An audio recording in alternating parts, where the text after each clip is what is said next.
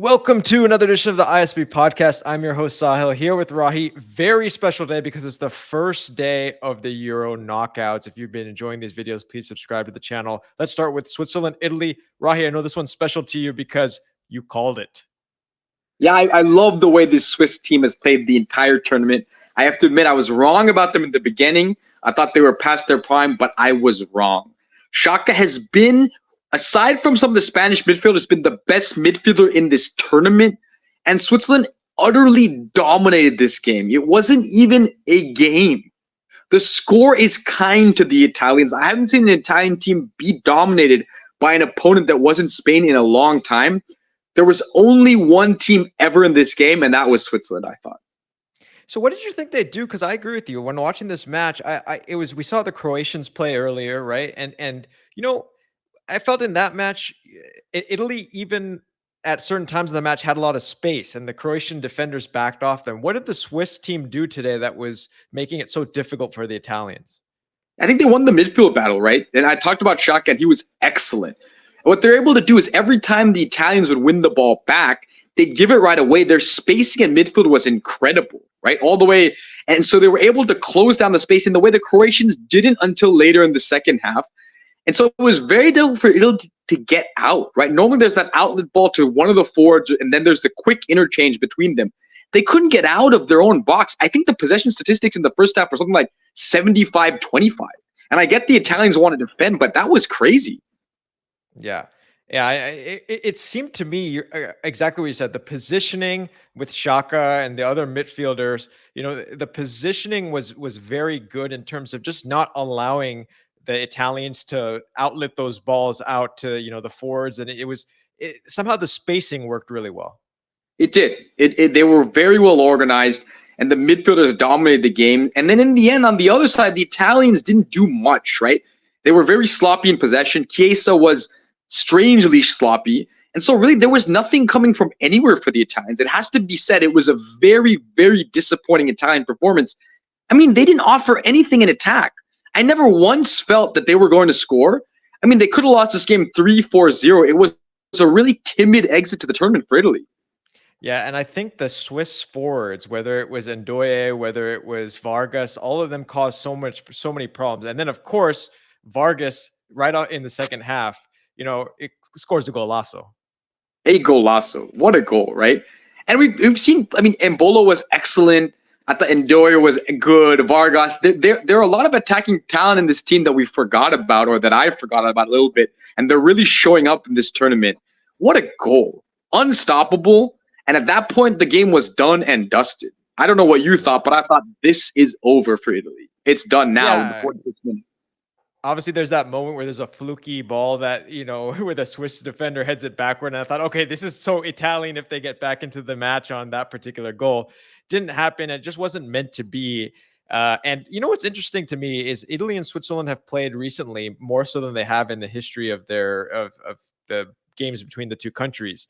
And so they know each other well. And I think what's happened over time is in the last Euros, Italy and Switzerland were the same group and Italy beat them pretty handily, right? 3-0.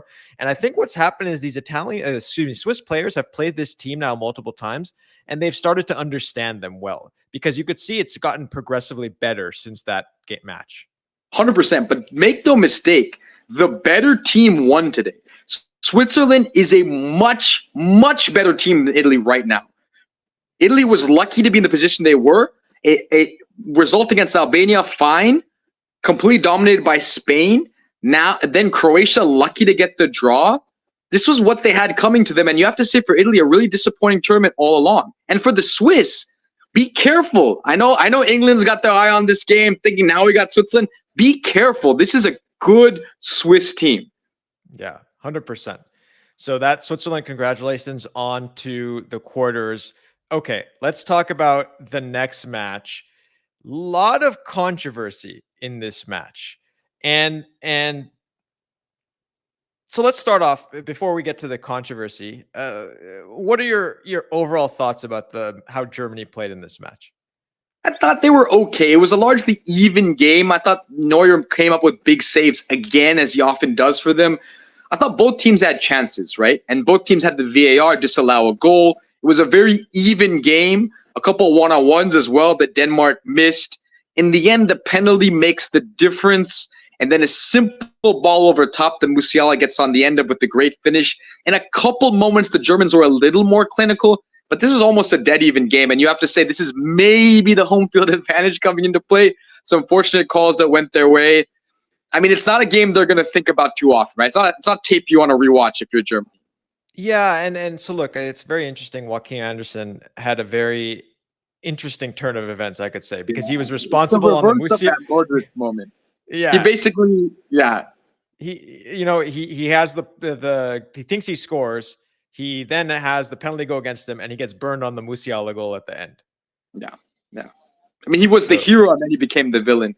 Though honestly, I think the penalty on him was a bit harsh.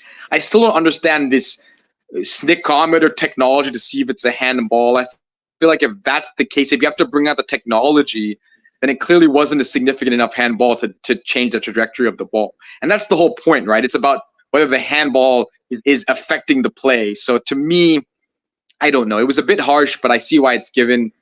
I don't understand why the Danish goal was disallowed. To be frank. Yes.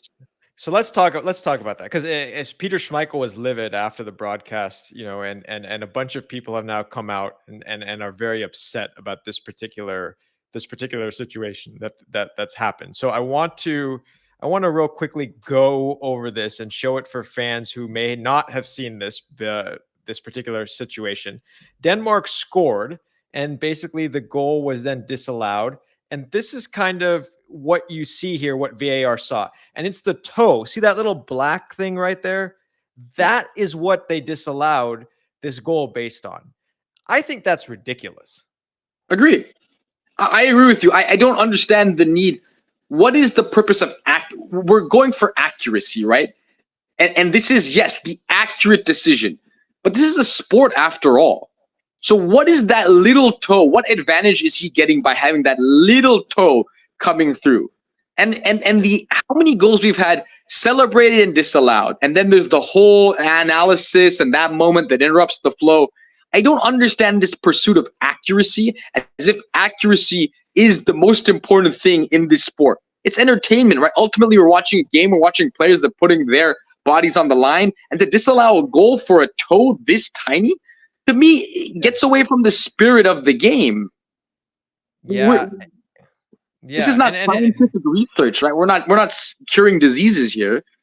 And the point of it also is exactly what you said. Are you gaining any kind of advantage? I think the whole point of the insertion of this VAR was when you had goals from Peppo Inzaghi, where you saw him like 5 yards offside, and his career, by the way, would have been completely changed. Anyone who knows who Peppo Inzaghi is, like, his career would have completely changed if VAR was around at the time. But he wouldn't have had the impact he did. But anyway, that aside, like, this is so ridiculous. And even what other people were saying was that at this exact moment, if the frame is just 1 split second later, he's probably onside. So how sure are you that the ball was released at this exact moment? And why? Yes, exactly.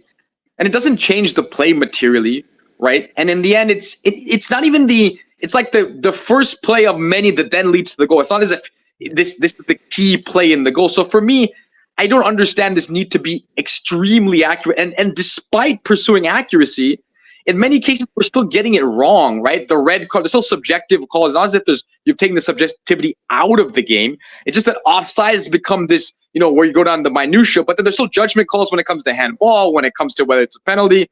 So it's inconsistent in that way. And to me, it's about whether there's a distinct advantage, and I don't see a distinct advantage here. And that's why it shouldn't be a penalty, in my opinion. Sorry, it shouldn't be overturned, in my opinion.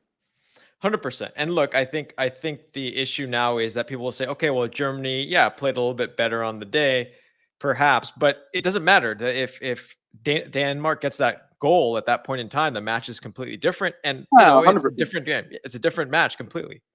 100%. It's a completely different match. I mean, the Germans will move on and will be fine, and we'll see. And they have a big game coming up. They'll likely play the Spanish. We'll see. But it's harsh. It's harsh on the Danes because they could have got something out of this game. Yeah, 100%. So All right, so Denmark is out, as well as Italy and Germany and Switzerland move on. I think it's a good day to be German. It's a better day to be Swiss. Great day to be Swiss. Congratulations to Roger Federer and all the Swiss out there. And there was a comment about that we should be calling soccer or football calcio because that's Italian, right? I must say, if that's Italian football, they can keep it. You know what I mean? I don't want to own. I don't want ownership of that. That was a terrible Italian performance. If that's calcio, they can have it.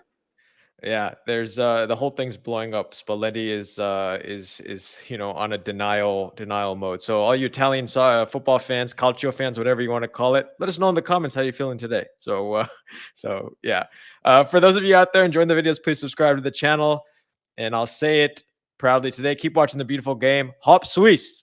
Hop Swiss.